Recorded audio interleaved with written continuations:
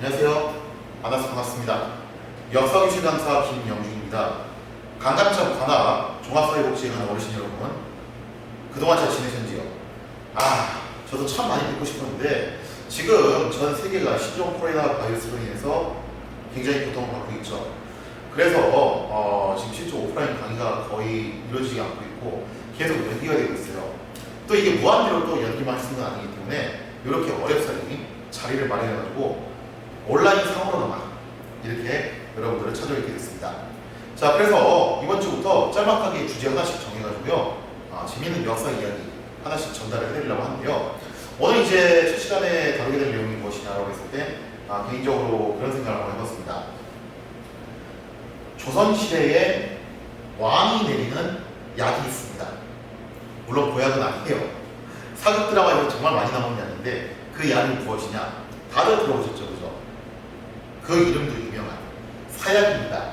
이 사약이라는 것은 사극 드라마에서 상당히 단골 소재로 나오는데, 예를 들자면은 연산군의 어머니 해비 윤씨라든가 혹은 그 유명한 장애인이라든가, 그것 말고도 영모 사건이나 이런 것들이 일어나게 되면은 신하들이 의뢰 받는 것 중에 하나가 사약이에요.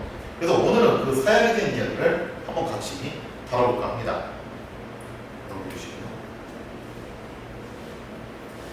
자, 사약 먹음직스럽게 생겼죠, 그죠? 맛은 어떻게 될 것 같아요? 당연히 좋겠죠, 사약이니까. 근데 많은 분들이 잘 모르고 계신 게 있어요. 착각하는 게 있죠. 그게 뭐냐? 사약의 그 뜻이 정확하게 뭐냐라고 했을 때, 약은 당연히 약일 거예요. 근데 사자를 뭘 쓰냐? 한문 좀 아시는 분들은 딱 보고서 이상한데라고 하실 거예요. 저거 글자 잘못 쓴 거 아니야? 맞아요. 이 사자 써요.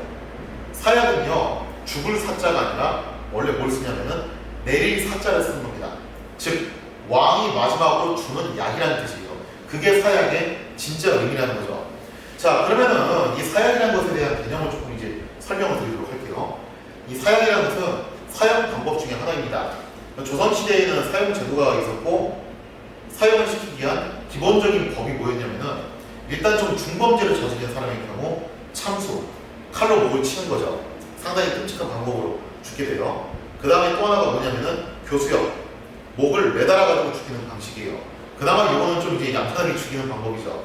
이거보다 더 끔찍하게 죽는다면은 이제 흔히 알고 계시는 능지처참처럼 완전히 몸을 쪼개가지고 죽이는 방법도 있습니다. 그런 식으로 이제 사용 방법이 나눠져 있는데, 조선이라는 나라는 다들 아시다시피 유교를 굉장히 강력하게 신봉했던 나라였죠. 또 유교에서 뭐라고 얘기합니까? 자신의 신체는 누구로부터 물려받았다? 부모로부터 물려받았기 때문에 손상이 되면 된다, 안 된다? 안 된다라고 생각을 했어요. 그렇기 때문에 신체가 손상되는 것을 조선시대 사람들은 굉장히 엄중하게 여겼습니다. 그래서 애지간한 강력 범죄자가 아닌 다음에는 사형수들도 웬만하면은 교수형 정도로 끝을 냈다라는 거죠. 그래서 진짜 심각한 중범죄를 저질렀던 사람들, 옛날에 기억하시는 분들이 계시겠지만 아주 끔찍한 일들이 있었잖아요. 막가파라든가 지존파라든가 거의 그 정도 급의 사람들이 보통 참수형을 당하게 된다는 거죠. 참수형이라는 것이 상당히 좀 끔찍한 형벌이었는데, 왜 그 사극 드라마 같은 거 보면은 참수형도 사실은 좀 잘못 표현했는데 그렇잖아요. 망나니가 어떻게 해요? 막걸리 한 잔 딱 마시면서 칼에다가 푹 하고서 칼춤을 동시에 치다가 어떻게 됩니까? 마지막에 딱 하나 더 맞고 으윽 하고 쓰러져서 죽는데, 그건 거짓말이고 사실 사람 목뼈가 생각보다 좀 단단해요. 그래서 단칼에 목을 확실하게 잘라낼 수 있을 확률이 좀 높지 않습니다.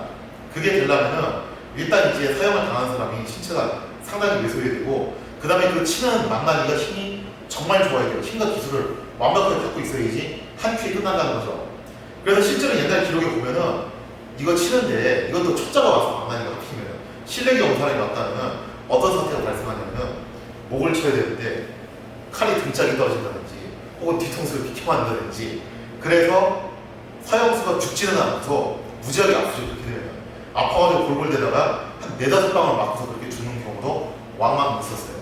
그래서 이 참수형이라는 것은 굉장히 끔찍한 형벌이었고, 그 다음에 교수형은 비교적 깔끔하게 끝나죠. 이 교수형 같은 경우는 거의 1분 안에 사람을 죽게 만들 수 있습니다.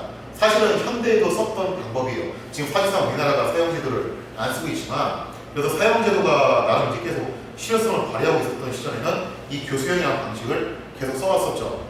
자, 근데 이 교수형도 약간 문제가 있었던 게 뭐냐면요. 참수형이 됐던 교수형이 됐던 이런 것을 집행을 할 때 약간 좀 뜻밖으로 들릴 수 있어요. 지금 현대인들 기준으로는 상당히 이해가 안 가는 얘기지만 옛날 사람들 기준으로는요. 사형식은요. 일종의 구경거리였어요. 그래서 영화나 드라마 보면요. 동양뿐만 아니라 서양에서도 그런 사형식이 이루어지면은 온 동네 사람들이 나와가지고 구경을 한다는 거예요. 그래서 교수형을 당하는 것도요. 사실 어떻게 된 거냐면 온 동네 사람들이 보는 앞에서 내가 치욕적으로 목이 졸려서 죽는 거예요. 그래서 약간 좀 이제 창피함과 수치스러움이 여기 좀 이제 더해진다는 거죠. 자, 그래서 여기서 한 단계 더 좀 이제 고급스러운 사형법이 나오게 되는데 그것이 뭐였냐면은 사약이었습니다. 이른바 독약을 먹어서 죽는 거죠. 이 사약이라는 것은 집행 방식이 상당히 깔끔했고 그 다음에 사람들이 보는 그 한가운데 사는 게 아니에요. 물론 이제 집행인들이 있긴 있죠. 하지만 군중들이 보는 앞에서 사약을 마시는 게 아니라 조용한 곳에서 마시는 거기 때문에 비교적 깔끔한 죽음을 맞이할 수 있습니다. 그리고 무엇보다도 신체가 온전히 된다는 거죠. 왜냐하면 교수형을 당해도 이게 목이 졸리는 거기 때문에 아무래도 신체가 약간은 흔들 수밖에 없어요. 하지만 사약을 먹게 되면 거의 깔끔한 상태로 죽음을 맞이할 수 있기 때문에 일종의 고상한 죽음이라고 판단했던 겁니다. 그럼 사약은 누가 만든 거냐? 당연히 일반인이 받지는 않죠. 이런 고상한 죽음은 누구한테만 허락되냐면 좀 신분이 높은 양반들한테나 허락이 됐다는 거예요. 자, 그래서 당시 이제 어떻게 보면 사회적인 리더, 지도층에 해당됐던 그런 양반들한테 중죄를 저질렀어요. 근데 이게 뭐 영모라든가 이런 거면은 얄짤없이 뭐 참수나 이렇게 당하는 건데 약간 좀 어설프게 걸린 사람들 있잖아요. 자기가 영모를 꾸민 건 아닌데 정말 고나쁘게 영모 리스트에 이름이 올라갔다든가 자기 의사하고 상관없이 그리고 나는 정말 열심히 했는데 내가 어쩔 수 없는 상황으로 불가항력적인 상황으로 대형 사고가 일어나 버렸다든가 혹은 왕족이라든가 이런 정말 지체 높은 사람들 차마 막 그렇게 칼을 들 수 없는 사람들 그런 사람들의 한정을 해가지고 제공을 하는 것이 사약이었습니다. 자, 근데 사약이 드라마에서 나오는 것처럼 생각처럼 깔끔한 건 아니었어요. 사약도 그 비밀을 파헤쳐보면은 알고 보면은 좀 이게 불편한 얘기들이 있는데 어떤 불편한 얘기들이 있냐. 자, 일단 사약 보면 그렇습니다. 이 사약을 만드는 재료가 무엇이냐? 이것은 그때 당시 철저하게 비밀에 붙여졌어요. 그렇기 때문에 정확한 원재료는 안다 모른다. 네, 모르는 게 맞습니다.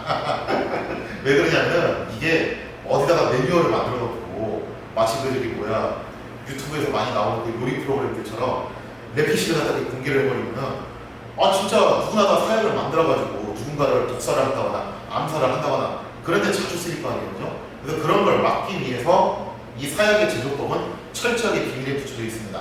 그래서 재료가 뭔지를 정확하게 몰라요 지금도. 다만 좀 추정을 할 뿐이에요. 아마 이런 재료를 쓰지 않았을까 저런 재료를 쓰지 않았을까.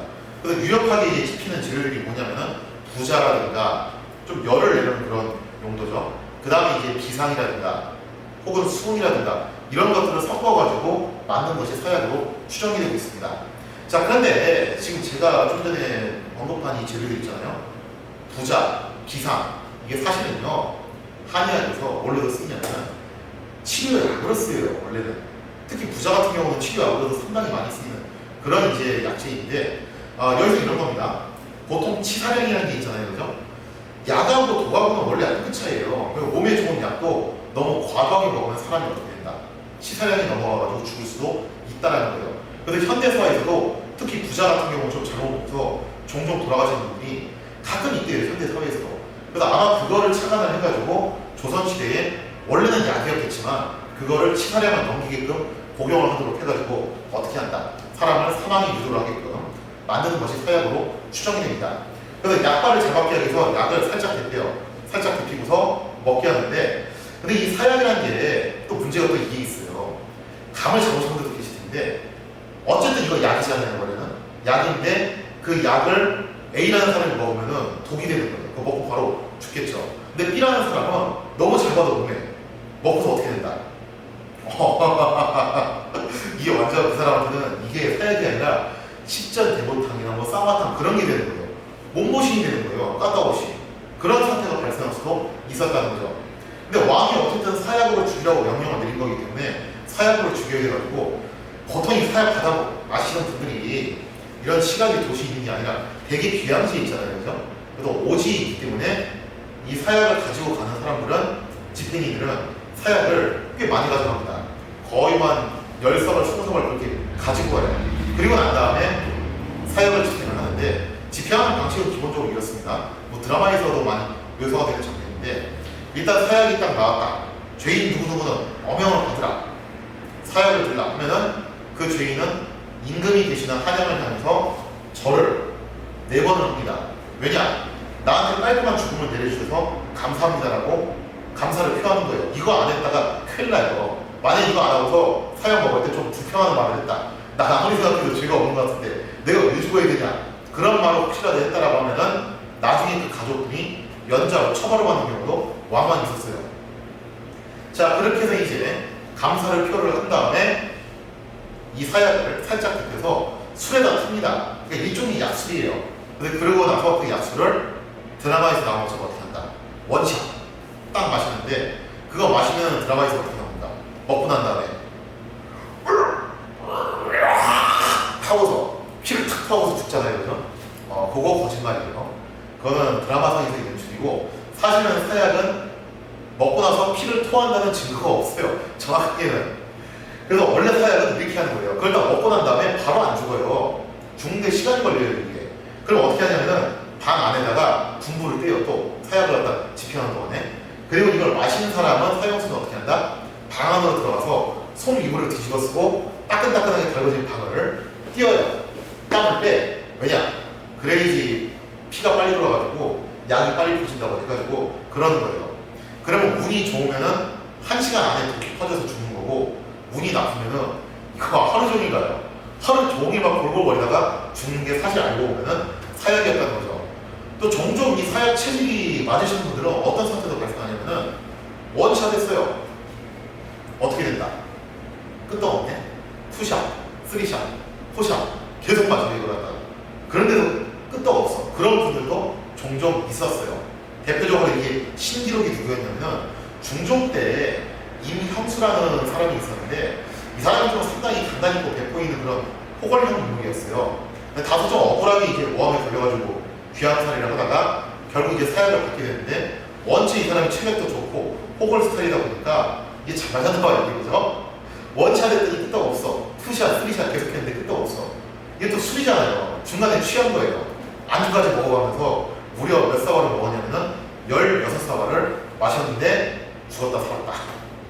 끝까지 안 죽었어요. 그래서 결국 어떻게 했냐면은 사약을 갖고 온 게 전부 다 동인한 거예요. 이거 리필을 해오려면은 저 3m까지 내려가서 다시 갖고 와야 되는데, 그러지 않으면 이거 시간이 너무 오래 걸리고, 그럴 경우에 결국에는 어떤 방식으로 가게 되냐면은 교살로 가는 겁니다. 그때 이제 집행하러 온 군인들이 있을 거 아니에요. 그 군인들이 차고 왔던 활줄을 풀어가지고 그 활줄로 목을 졸라서 죽이는 방식을 쓸 수밖에 없었다는 거죠. 어차피 사형이기 때문에 살 수가 없어요, 이거는. 결국 죽기는 죽어야 되는 거죠. 하지만 사약의 의외의 비밀이 뭐냐면은 우리가 드라마에서 본 것처럼 정말 한 방에 깔끔하게 죽는 방식은 아니었다는 거. 의외로 좀 고통스럽게 죽는 방식이었다는 거죠. 하지만 그걸 알면서도 일부러 이 사약이라는 법을 계속 고수를 합니다. 왜냐? 그거는 사회 지도층들한테 일종의 경고의 메시지였죠. 너네 만약에 심각한 잘못을 저지르면 어떻게 했습니까? 저 고통스러운 사약을 받아서 죽을 수 있다. 겉으로 보기에는 깔끔해 보이지만 알고 보면 고통스러운 죽음의 사약. 그거를 항상 잊지 말아야 된다. 그것이 바로 국가 지도층의 자세라는 것을 일종의 경종의 메시지로 전달하기 위해서 이 사약 제도를 고수했던 게 아닐까, 그렇게 생각이 듭니다. 자, 오늘 이 시간에는요, 사약에 대한 이야기를 한번 다뤄봤고요. 다음 시간에는 더 재밌는 이야기를 가지고서 찾아뵙도록 하겠습니다. 감사합니다.